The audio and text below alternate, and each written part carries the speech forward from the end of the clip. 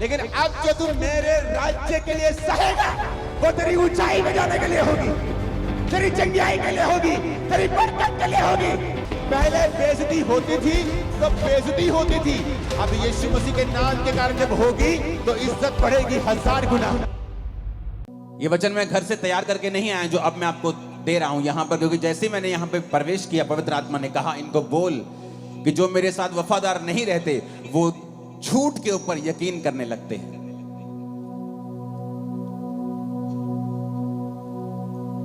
फिर आप कहेंगे कि मैंने पक्का पता सी मैं बिजनेस से कामयाब होना, पर मैं होया नहीं, क्योंकि मैं 15 लोगों ਨੂੰ देखिया ये बिजनेस से कामयाब होए, इन्होंने यही काम किया सी, पर मैं कामयाब नहीं होया। पता नहीं मेरी मैरिज सही जगह क्यों नहीं हुई, पता नहीं मेरी लाइफ में ये क्यों नहीं हुआ। परमेश्वर ने कहा जो मेरे साथ वफादार नहीं है वो झूठ के ऊपर यकीन करने लगते हैं। ऐसा परमेश्वर नहीं चाहता है, एक बाप नहीं चाहता उसका बच्चा गलत दिशा की ओर जाए और बाद में दुख भोगे।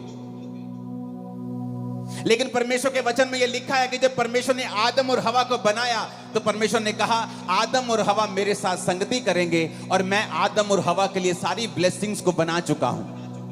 मैंने अदन का बाग बनाया, मैंने आदम के लिए पक्षी सब कुछ बनाया, आदम को लास्ट में बना के वीआईपी की तरह उस बाग में रख दिया। अब आदम तुम मेरा पीछा करेगा तो मेरी संगति करेगा, और मैं सारे सुख जो तेरे लिए ही बनाए गए हैं मैं वो तुझे दे दूंगा। कभी आपको ऐसा महसूस नहीं हुआ कि ये सारे सुख परमेश्वर ने एक्चुअली में आदम और हवा के लिए बनाए थे, लेकिन आज उन्हीं सुखों के पीछे दुनिया पागल हुई फिरती है, चाहती है कि परमेश्वर मुझे ये सुख दे, लेकिन उनको मिलते नहीं। जब बनाए आप लोगों के लिए गए हैं, जब बनाए आदम के लिए गए हैं, तो फिर मिलते क्यों नहीं?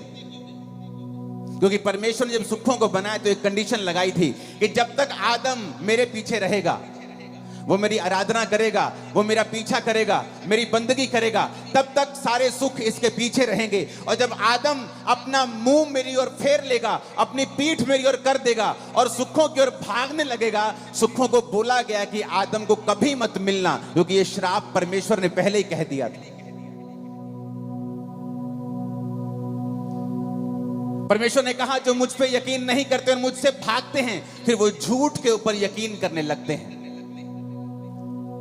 फिर एक दिन उस बिजनेस का कोलैप्स होना लाजमी है, उस मैरिज का कोलैप्स होना लाजमी है, उस घर का कोलैप्स होना, गिरना लाजमी है, दुखों का आना फिर लाजमी है, क्योंकि हमने परमेश्वर की ओर जो फेस करना था अपनी पीठ परमेश्वर की ओर कर ली है और परमेश्वर से विमुख हो गए हैं। अरे हमें तो रोज परमेश्वर की संगति करने के लिए बनाया गया है, लेकिन हम संडे भी खुदाबंद के घर में नहीं जा पा रहे हैं।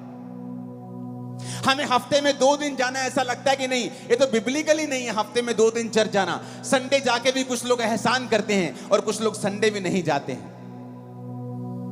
जिस आदम को रोज परमेश्वर की संगति में रहने के लिए बनाया गया, वो आदम परमेश्वर से विमुख होकर बाकी वो सारे काम कर रहा है उन्हीं सुखों को पाने के लिए जो परमेश्वर ने आप लोगों के लिए ही बनाए हैं, लेकिन वो आपको मिल नहीं रहे। कहीं तो कमी है, कहीं तो मिसिंग पॉइंट है। कितने तक कुंडी हैगी पंजाबी च कहते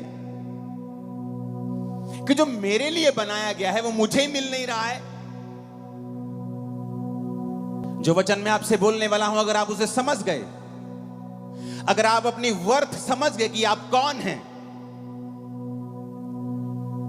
आप क्या हैं परमेश्वर की निगाह में, जब परमेश्वर आपको देखता है तो किस सोच के साथ और कैसी निगाह के साथ आपको देखता है, अगर आज आप ये वचन समझ गए, आप अपनी जिंदगी में कभी भी फेल नहीं होंगे।